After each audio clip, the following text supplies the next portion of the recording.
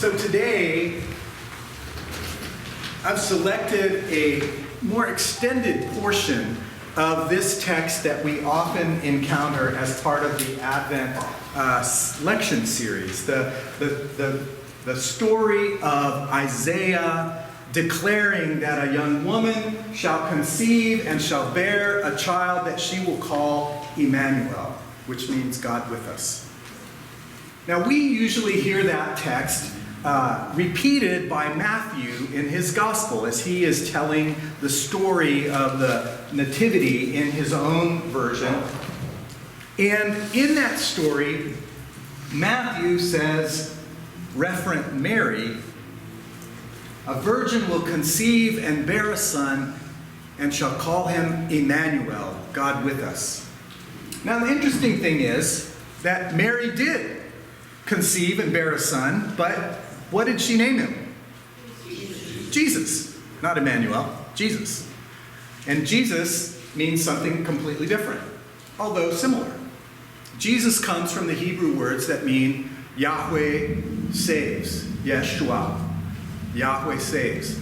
And the name Joshua and the name Jesus both come from that origin. So Mary names her son Jesus because that's what in Luke's gospel the angel tells Mary to name him, right? You shall call his name Jesus. But for Matthew, he pulls this text from Isaiah because he wants to claim for Jesus' birth something special.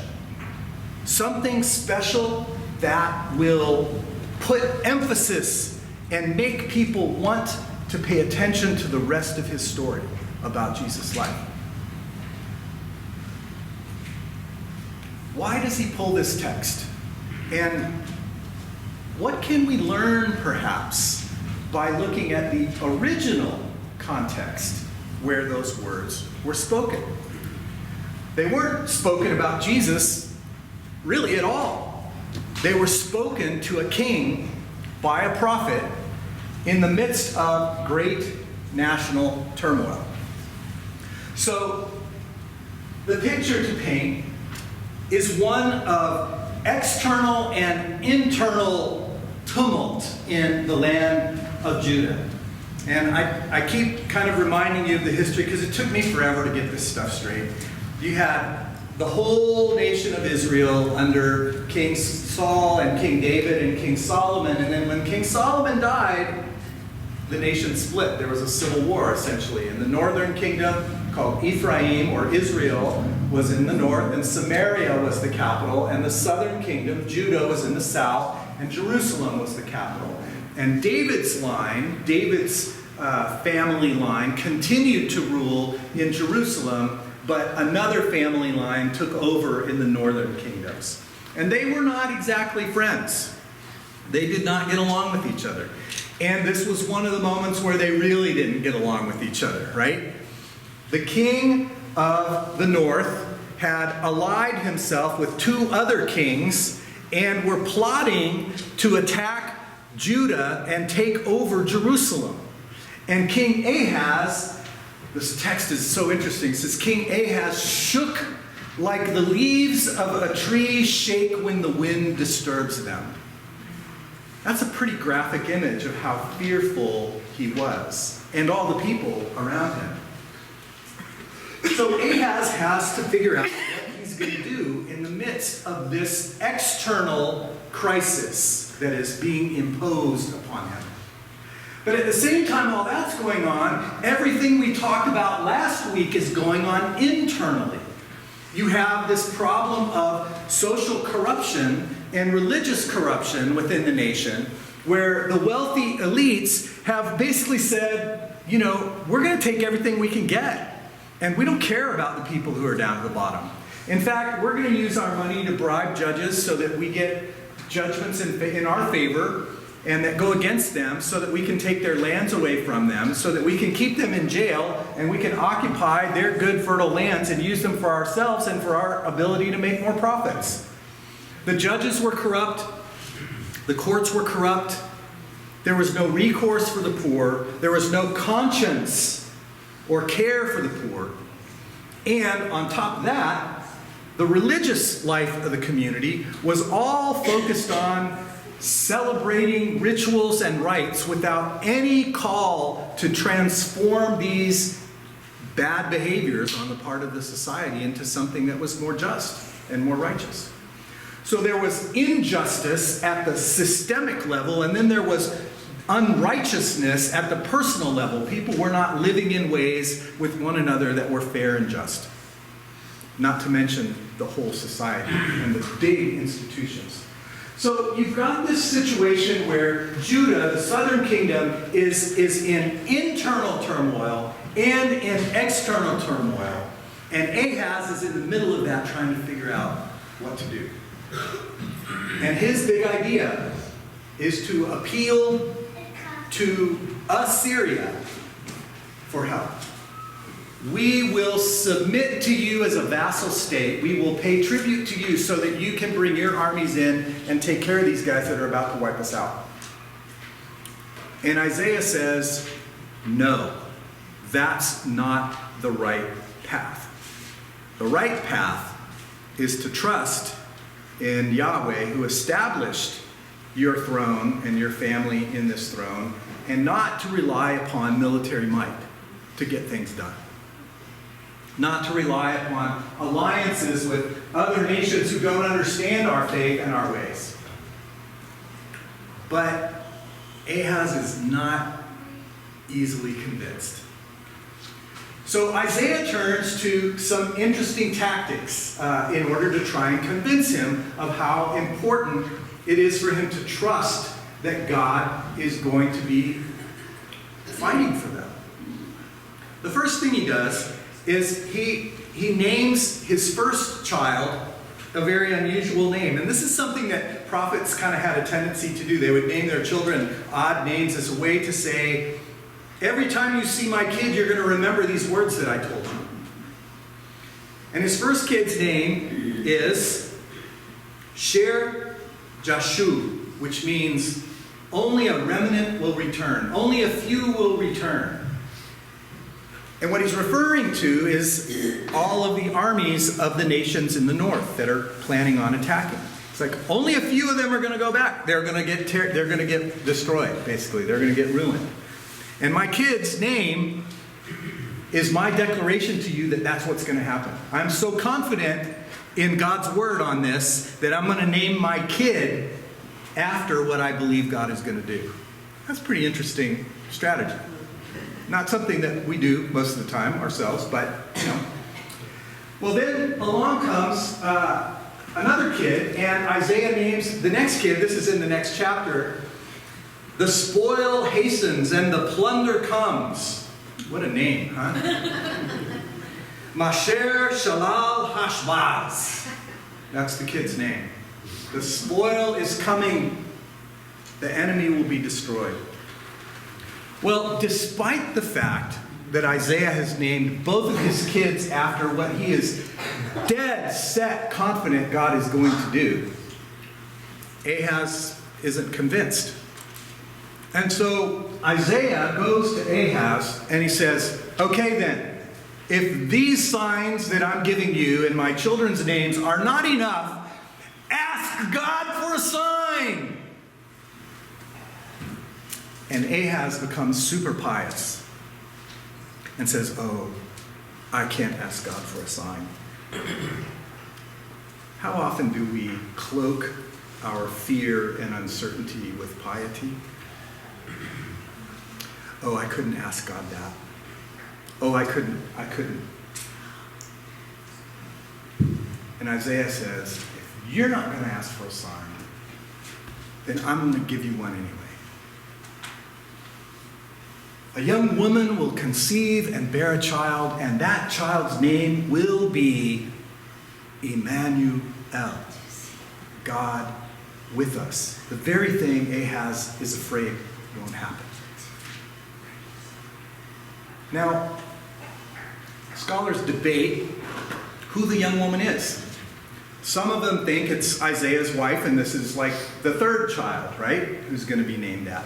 Some scholars think that it was actually Ahaz's wife, or one of his wives, who was going to be the one that would be conceiving the child and naming it Emmanuel. But either way, this child is going to grow up, and before the child is very old at all, when it is still a toddler, Isaiah says, "The nations that you fear will be routed." And so it happens.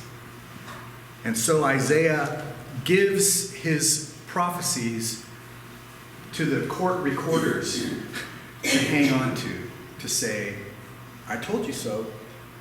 This is the way it's going to go." Now, how can we pull that in for ourselves? The first thing I want to pull in is to say, you and I also experience in our lives times when the chaos is all around. Outside, because others are creating it, or inside, because of our own fears and anxieties and uncertainties. And when that chaos comes, what do we do? Where do we turn? How do we engage? I was, in our capital campaign process, we've now selected the company we're going to use. It's a company called Catamount. But all of the bids we got were way more expensive than we were projecting. And so now we're I started to panic. I was like, I don't know if we can do this. I don't know what we're going to do. And what are we going to do about the next phase? If this phase is that expensive, what's going to happen with the next phase? And I'm talking to Beth, and I'm just winding myself up. And she looked at me. I love having a wise woman for a wife, right? She looked at me and she said, "Rob, at every point on this journey, what you needed has shown up right when you needed it. So why are you worried now?" I was like, thank you. That's what I needed to remember. I said, what I need will be there when I need it. I don't need to know what it is. I don't need to know where it's coming from. I just need to trust. I need to trust. Sometimes our faith is challenged in ways that kind of shake us.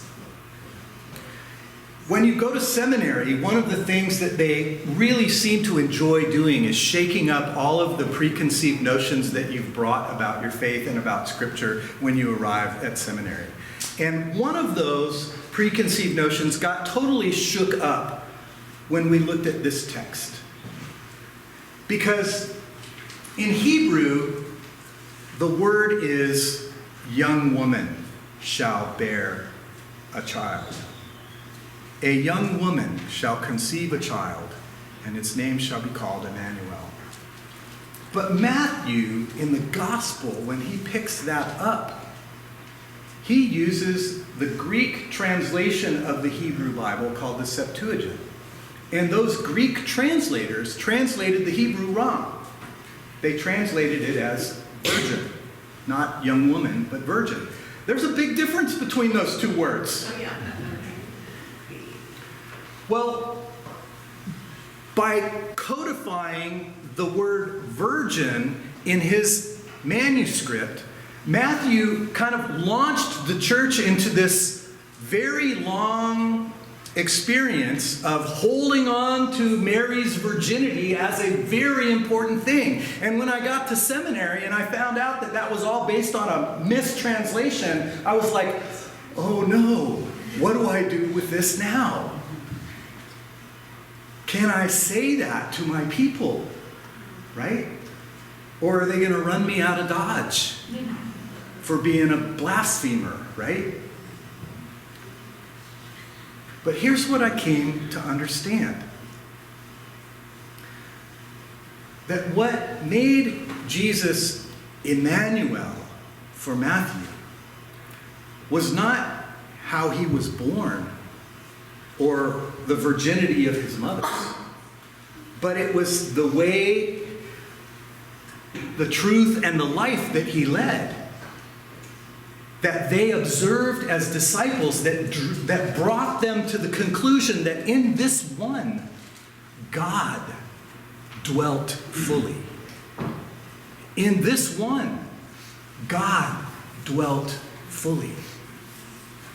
Emmanuel, God with us in our flesh.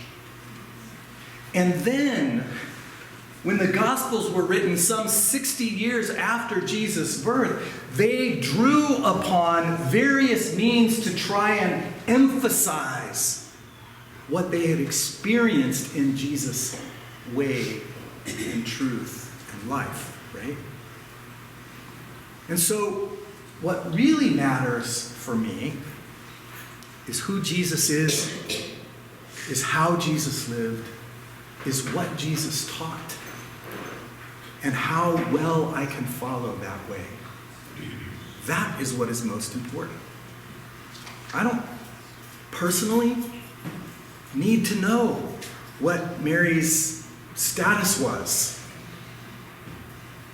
If for you that's important, great.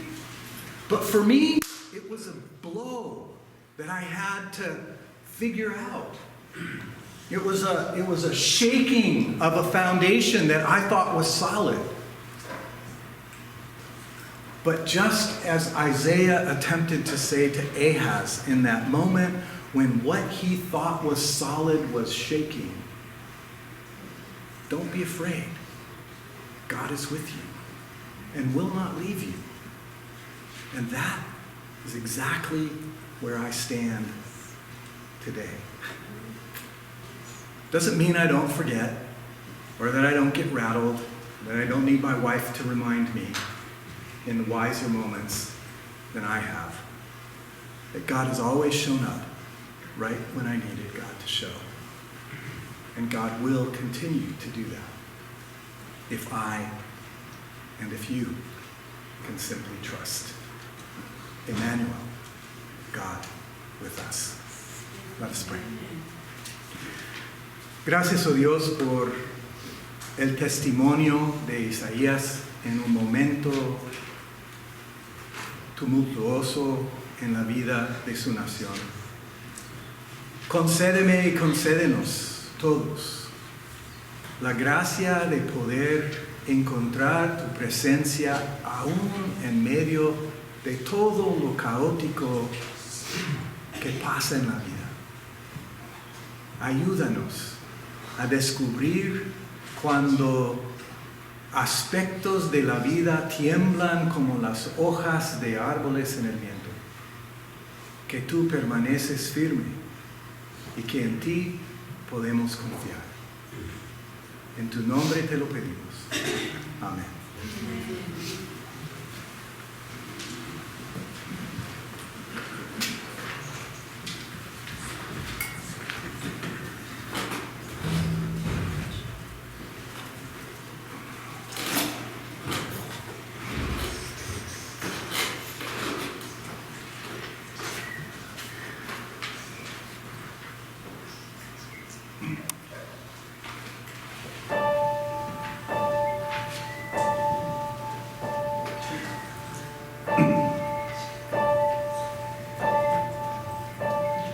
Teenage girl and her soon-to-be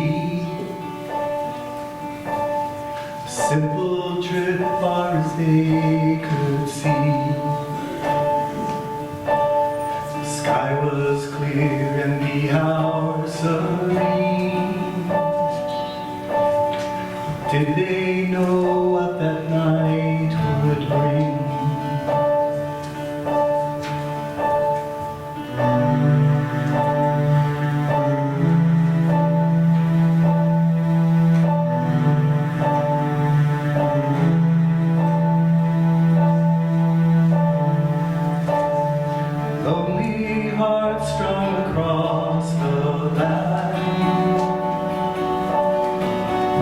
They've been waiting on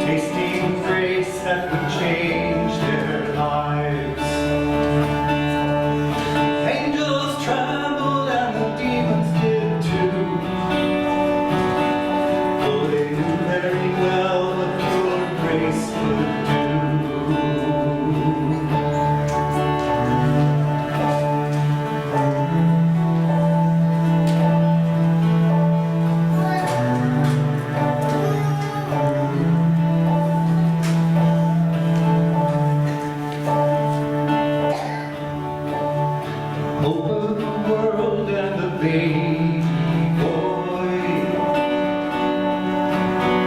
I remember him well, like I was there that night. My heart was there and I felt the chill when love came down and the earth stood still.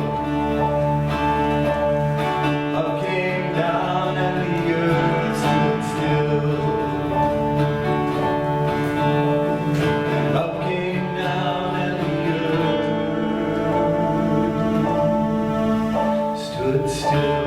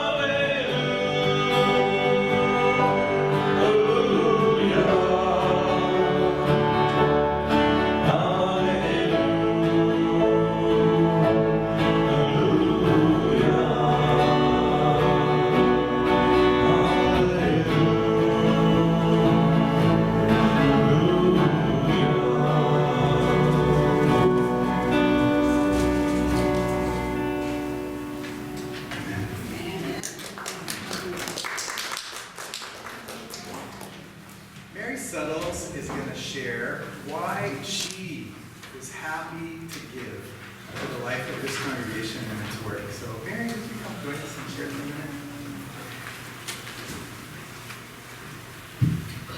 Be careful on the way up.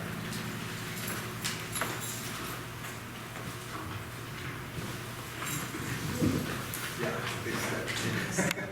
Whoa. Can you hear me? Yeah, there you go. Thank you. Good morning. My name is Mary Suttles, and I am a recent arrival to Divine Redeemer. My dear friend Graciela Martinez invited me to come, and I am glad I listened. The first time I entered the church, through the kitchen door, just like family, I immediately felt an overwhelming warmth and welcome. I felt like I belonged and I had found the right place for me.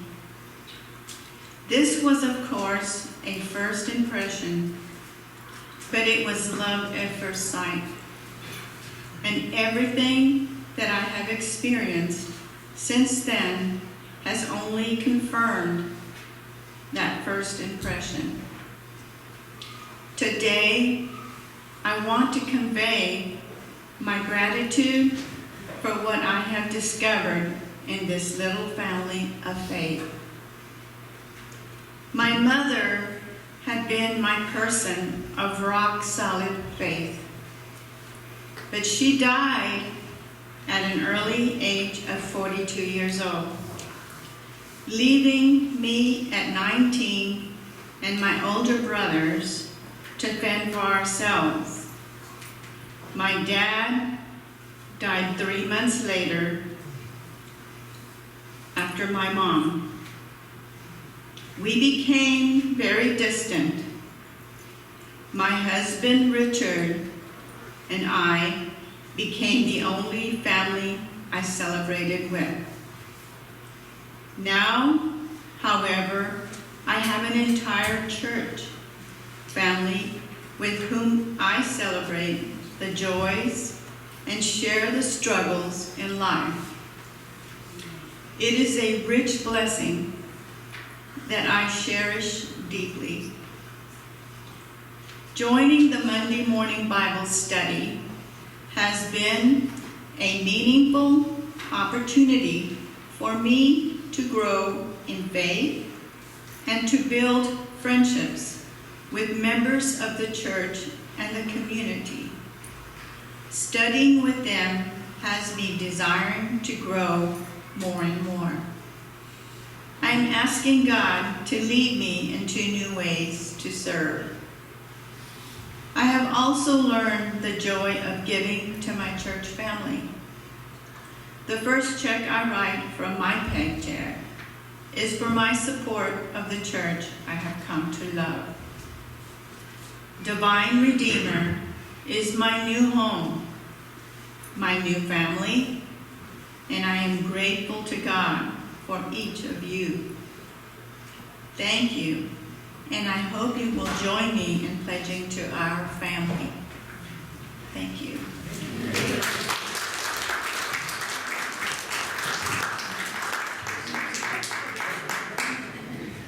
Grateful then to God for all that God has offered to us. Let us return our thanks with the gift of our tithes and our